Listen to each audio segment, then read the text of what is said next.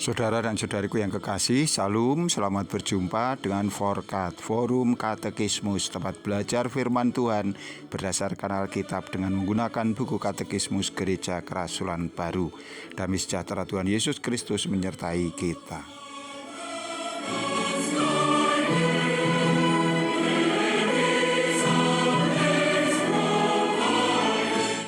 Kita sampai pada edisi yang ke-33, kita akan membahas soal nomor 49, yaitu pasal kepercayaan ke-9. Apakah isi pasal kepercayaan ke-9? Pasal kepercayaan ke-9 berbicara tentang kedatangan Kristus kembali dan peristiwa-peristiwa yang mengikutinya.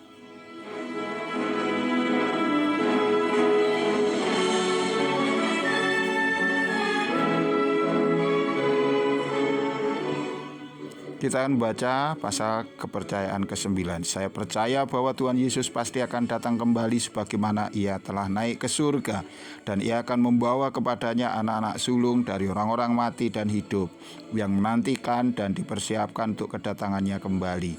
Bahwa setelah perjamuan kawin di surga, Tuhan akan datang lagi ke bumi bersama mereka untuk mendirikan kerajaan damai-Nya.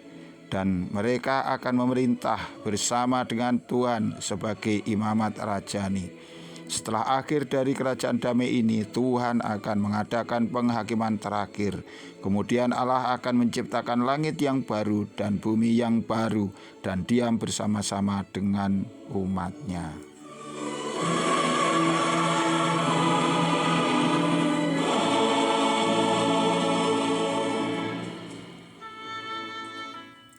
Saudaraku, pasal kepercayaan ke-9 membicarakan tentang uraian eskatologis yang berhubungan dengan pernyataan-pernyataan pada pasal kepercayaan kedua dan ketiga, yaitu kedatangan Kristus kembali, kebangkitan orang-orang mati, kehidupan yang kekal.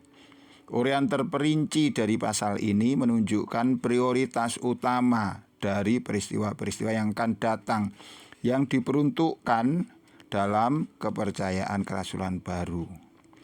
Permulaan dari pasal ini menunjuk pada Kisah Para Rasul pasal 1 ayat 11 yang demikian.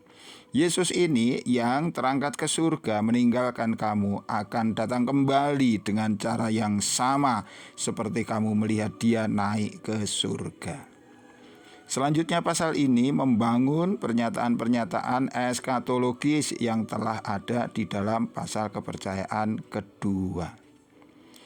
Terkait dengan kedatangan Kristus kembali adalah kenyataan bahwa Tuhan akan membawa kepadanya anak-anak sulung dari orang-orang mati dan hidup yang menantikan dan dipersiapkan untuk kedatangannya kembali. Anak-anak sulung dari orang-orang mati dan hidup akan dibangkitkan, yaitu menerima tubuh rohani dan diangkat kepada Kristus yang datang kembali. Anak-anak sulung adalah mereka yang telah menjadi milik Allah, yang memelihara pengharapan yang hidup akan kedatangan Tuhan kembali, dan memberi diri mereka dipersiapkan untuk kedatangan Kristus kembali. Saya akan membacakan apa yang menjadi rujukan dari pernyataan ini dari 1 Tesalonika 4 ayat 16 dan 17 yang demikian. Sebab pada waktu aba-aba diberi, pada waktu pemimpin malaikat berseru dan sangkakala Allah berbunyi, maka Tuhan sendiri akan turun dari surga dan mereka yang mati dalam Kristus akan lebih dahulu bangkit. Sesudah itu kita yang hidup, yang masih tinggal akan diangkat bersama-sama dengan mereka dalam awan menyongsong Tuhan di angkasa. Demikianlah kita akan selama-lamanya bersama-sama dengan Tuhan.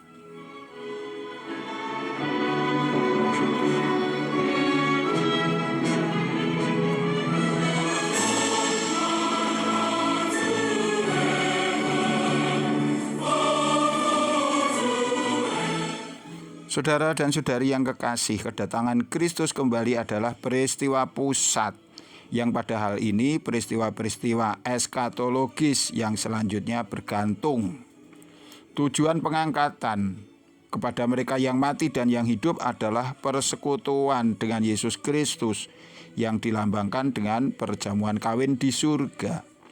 Perjamuan kawin di surga menandai dimulainya persekutuan langsung Tuhan dengan sidang jemaat pengantin perempuan.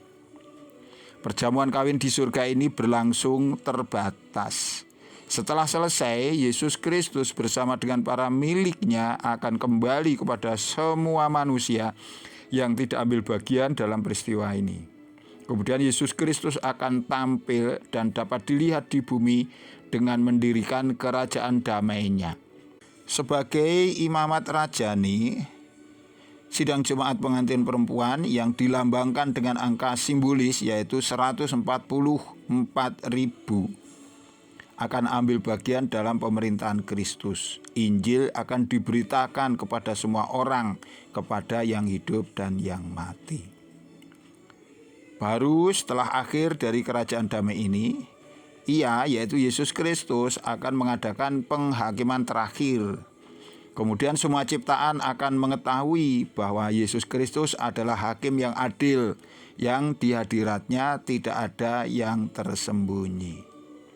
Kalimat akhir dari pasal kepercayaan ke-9 memberikan gambaran dari tindakan penciptaan Allah yang akan datang, di mana dikatakan, kemudian Allah akan menciptakan langit yang baru dan bumi yang baru dan tinggal bersama-sama dengan umat-Nya. Kitab Wahyu pasal 21 dan 22 menunjuk pada ciptaan yang baru. Ini adalah bagian kehadiran Allah yang sempurna. Jika dikatakan bahwa Allah akan diam bersama-sama dengan umat-Nya, hal ini menunjuk pada keberadaan yang sama sekali baru bersama Allah, yaitu kehidupan yang kekal yang disebutkan pada akhir pasal kepercayaan yang ketiga. Demikianlah saudara dan saudari yang terkasih, bunyi dan isi makna dari pasal kepercayaan yang ke-9. Tetaplah setia, kita akan mengalami rencana Tuhan yang indah pada waktu yang telah Tuhan tentukan. Sampai jumpa, Tuhan memberkati. Amin.